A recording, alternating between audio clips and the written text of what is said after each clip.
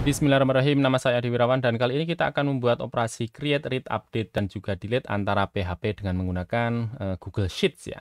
Dan ini ada satu contoh file yang saya buat di bagian docs.google yang saya gunakan. Nanti linknya bisa dilihat di bagian deskripsi.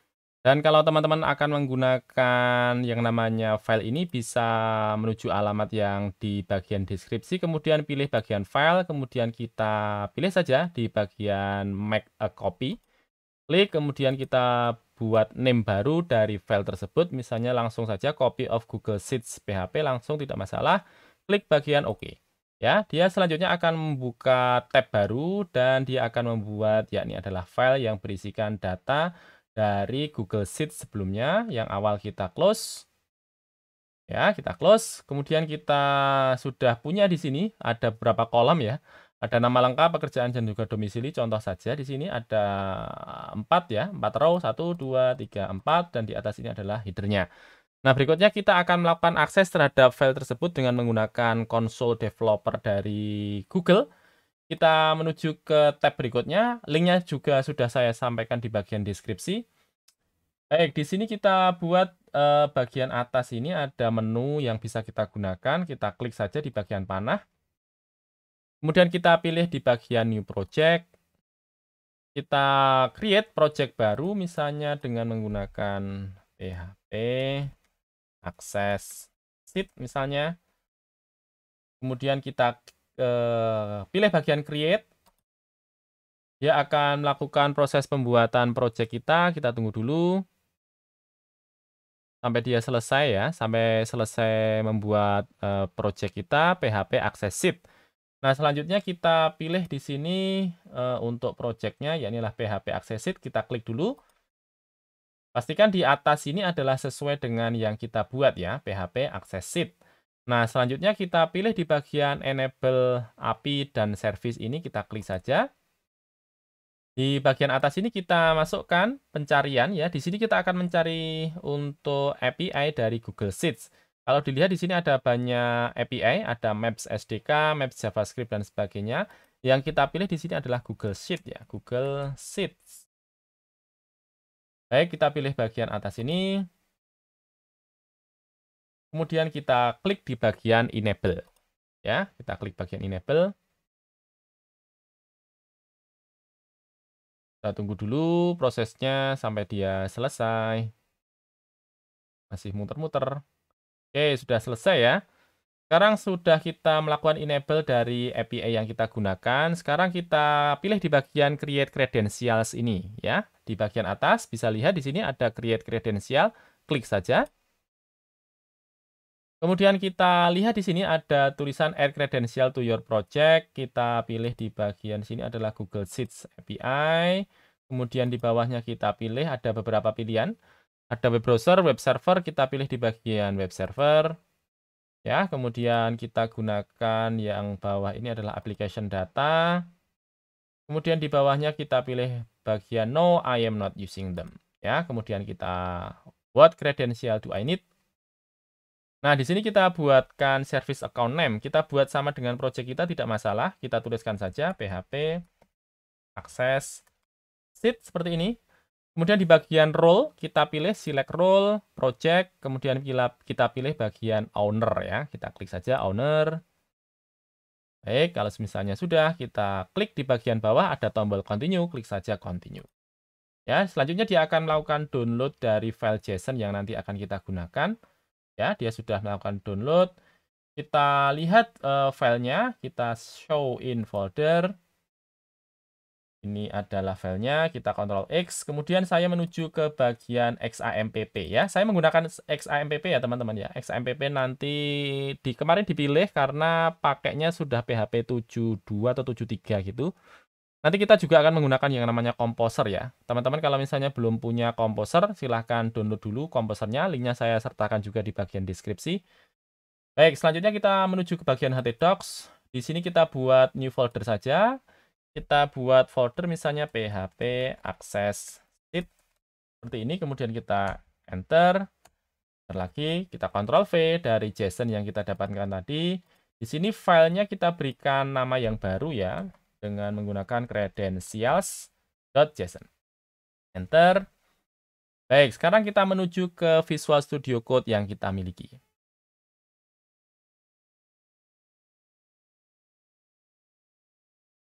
Bentar, saya buka dulu.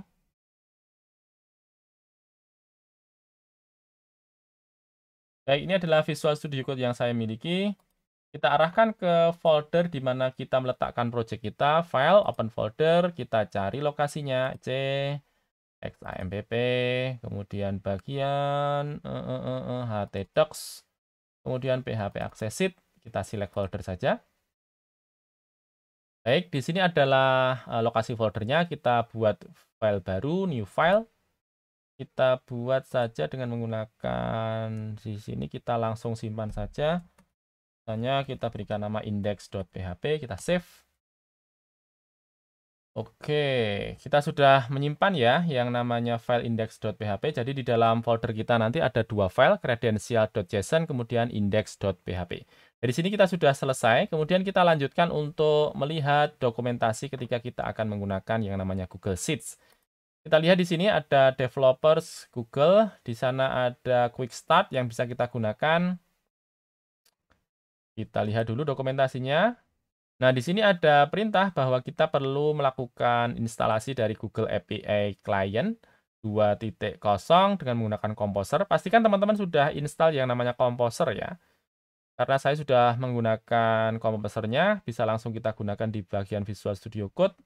Kita pilih di sini, kemudian bagian atas kita pilih terminal, new terminal. Langsung di sini kita paste saja.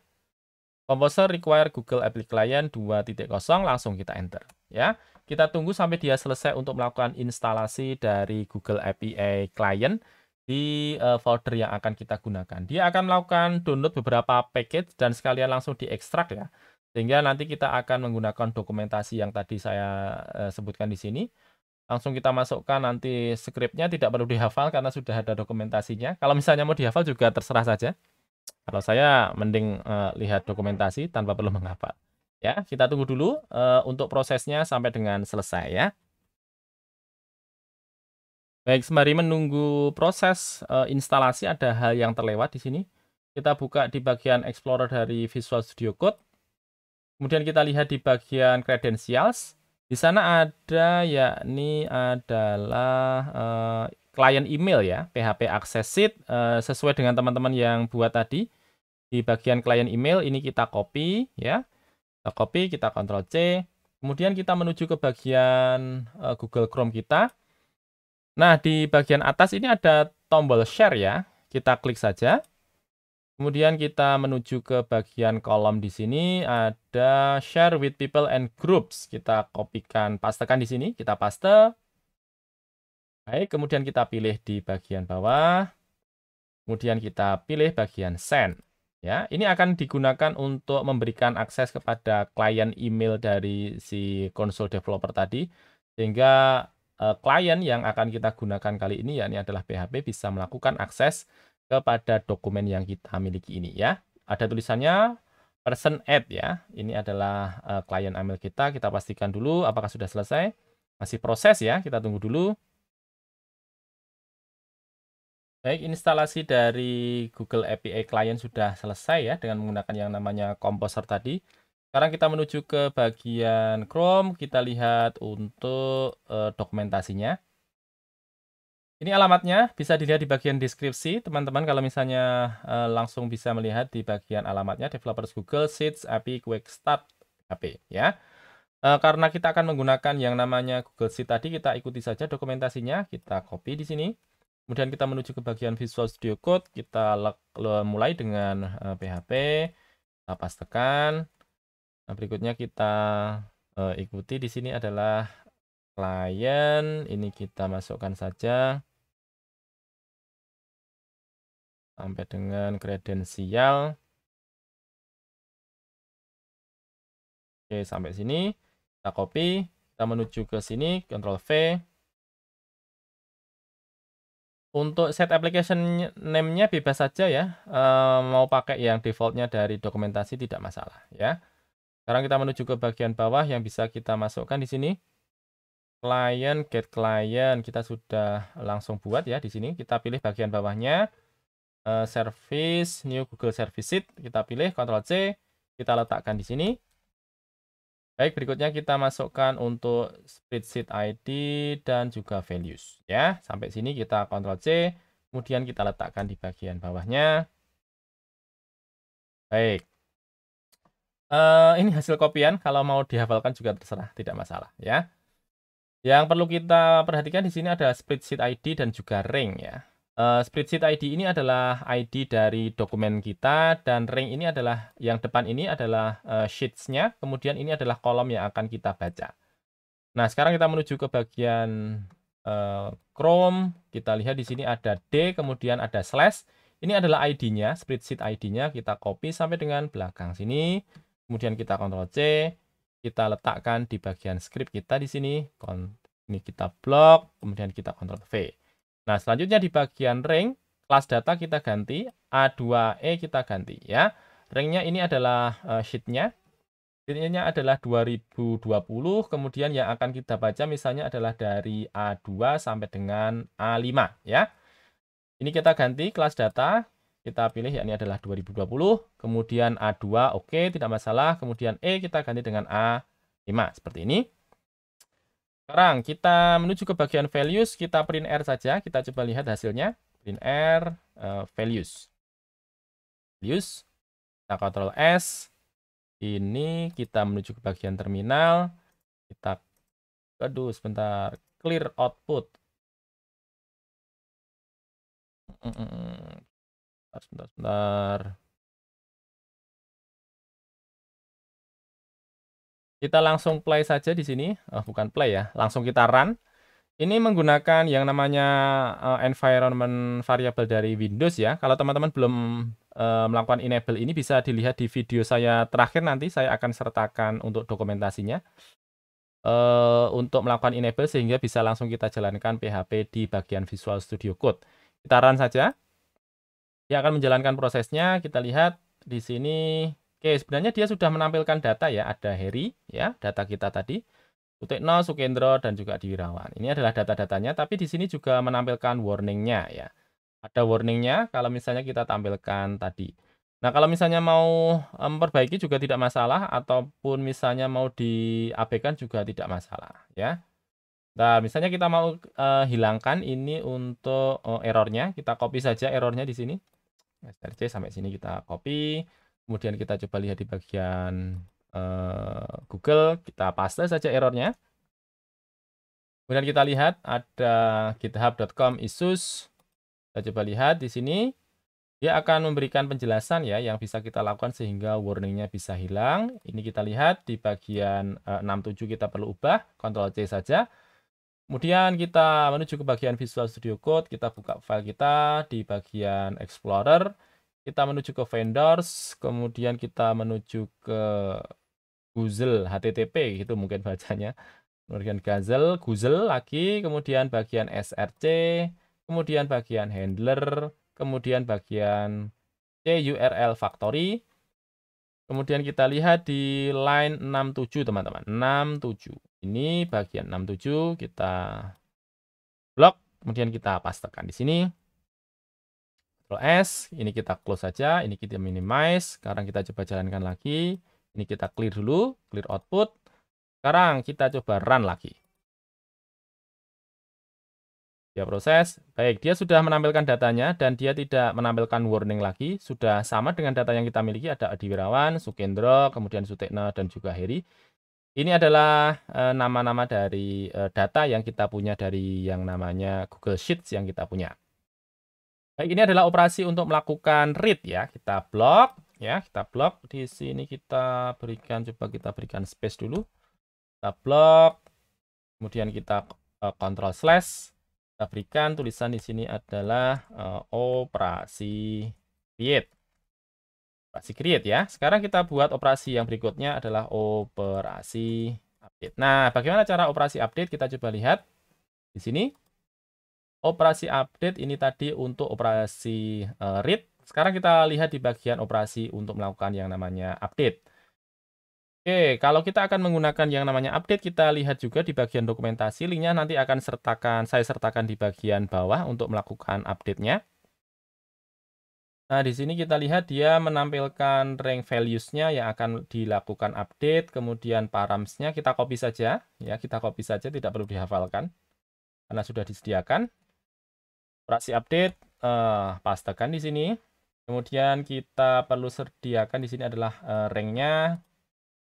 Rank-nya kita copy, kita letakkan di bawah. Kemudian values-nya kita isikan dengan kolom-kolom yang akan kita ubah. Misalnya yang akan kita ubah adalah bagian baris kedua ya. Coba kita lihat dulu, baris kedua di sini dari A2 sampai dengan C2 ya. A2 sampai C2. Yang sebelumnya adalah Adiwirawan Swasta Yogyakarta. Misalnya kita ubah dengan data yang lain ya. Ini A2 sampai dengan C seperti ini. Kemudian kita berikan data yang baru. Kalau misalnya kita akan mengisi data yang baru, maka semua data dari satu baris itu diisikan ya. Kalau di sana tadi ada 3 kolom, maka kita sebutkan juga dengan menggunakan 3 kolom. Ya, kita sebutkan di sini misalnya adalah Wahid. Ya, kemudian kita masukkan pekerjaannya adalah pedagang. Kemudian yang berikutnya adalah domisilinya Jakarta misalnya, Jakarta. Seperti ini.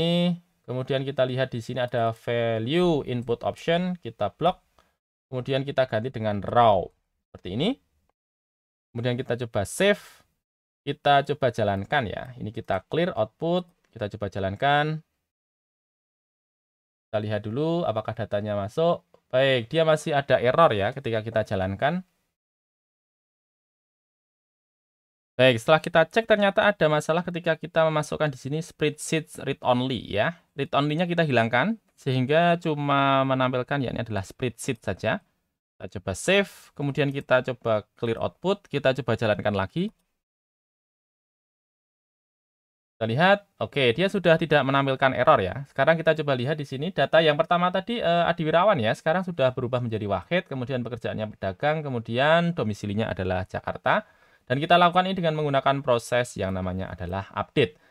Kita komen dulu di bagian update ini. Ya, kita komen. Baik, sekarang kita akan melakukan proses yang namanya insert data, teman-teman ya. Kalau yang sebelumnya tadi kita melakukan proses untuk melakukan update data, sekarang kita akan melakukan yakni adalah proses insert data baru, ya. Nah, bagaimana caranya? Kita coba lihat dulu di bagian dokumentasi. Kalau kita akan melakukan insert data baru, kita menggunakan yang namanya writing ini. Kita coba lihat di bagian bawah. Oke, kita akan menggunakan yang bagian appending value ini.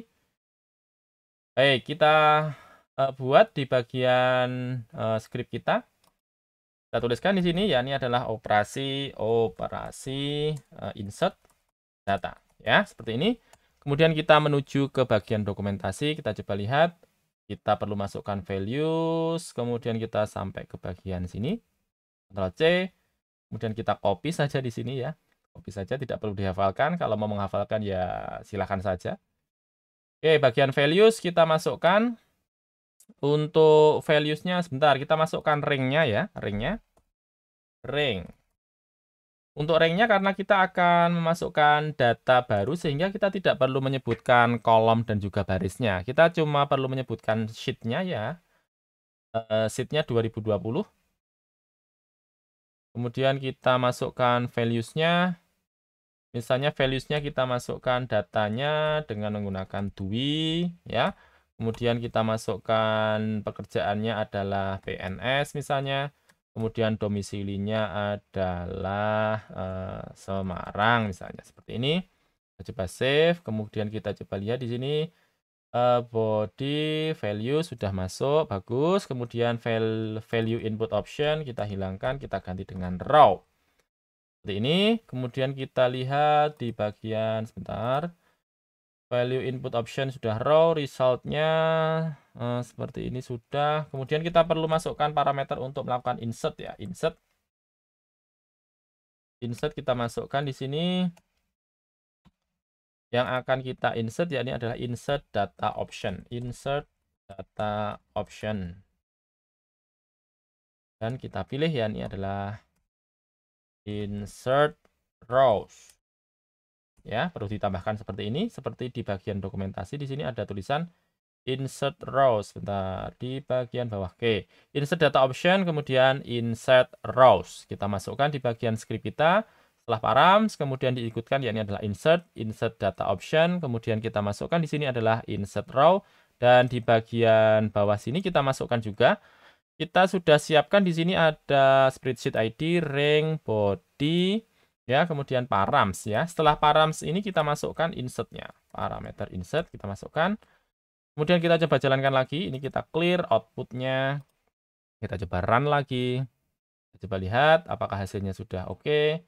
Baik, dia tidak ada kendala ya, tidak ada error. Sekarang kita coba pastikan datanya masuk ya. Datanya adalah namanya Dwi ya.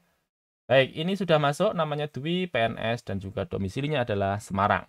Ya, kita sudah melakukan proses select ya, bukan select, kemudian proses update, dan juga proses insert. Sekarang kita coba delete ya, proses delete. Sekarang kita clear dulu. Yang ini kita komen. Sekarang kita menuju ke bawah, kemudian kita lakukan proses delete. Baik, proses delete saya sempat mencari-cari untuk prosesnya ketika menggunakan dokumentasi yang dimiliki ini, ternyata belum ketemu. Saya malah nemunya di bagian Stack Overflow ya. Stack Overflow ada script ini, bisa kita gunakan, kita blok saja. Nanti linknya akan saya sertakan di bagian bawah. Blok saja, kemudian kita letakkan di sini. Ya. Kemudian kita perlu menyebutkan sheet ID-nya. Nah, sheet ID ini bisa dilihat di bagian ini, teman-teman ya. Kalau tadi kan ID-nya ini ya, 19 dan sebagainya sampai belakang ini setelah /d. Nah, untuk ID-nya ini di bagian belakang. Ada GID sama dengan. Ini adalah ID-nya. Kita copy, kemudian kita letakkan di sini. Baik, berikutnya dia akan melakukan delete. Nah, delete ini akan meletakkan indeks berdasarkan indeks yang kita sebutkan. Ini ada start index, kemudian end index. Misalnya kita akan menghapus untuk row keberapa, maka disebutkan di sini, tinggal nanti ditambahkan +1. Ya, sekarang coba kita lihat. Misalnya yang akan kita hilangkan adalah row 4 ini misalnya ya. Dia adalah 1, 2, 3, 4. Kita masukkan di sini, ya ini adalah 4. Kemudian kita end index-nya kita masukkan 4+1. Ya, 4+1 seperti ini. Baik, kita coba lihat. Dia sudah masukkan spreadsheet ID. Sekarang coba kita langsung jalankan. Ya, kita coba jalankan, kita klik run. Harusnya nama Harry tadi hilang ya. Kita coba lihat. Baik, nama Harry sudah hilang. Jadi tinggal ada 4 data di sini, Wahid, Sukendro, Sutekno, dan juga Dwi. Nah, ini tadi teman-teman cara kita bisa melakukan update, insert, dan juga delete data. Linknya untuk yang tadi, untuk melakukan konfigurasi di bagian Visual Studio Code sudah saya sertakan. Silahkan diklik dan silahkan disimak. Terima kasih, saya Adi Wirawan. Wassalamualaikum warahmatullahi wabarakatuh.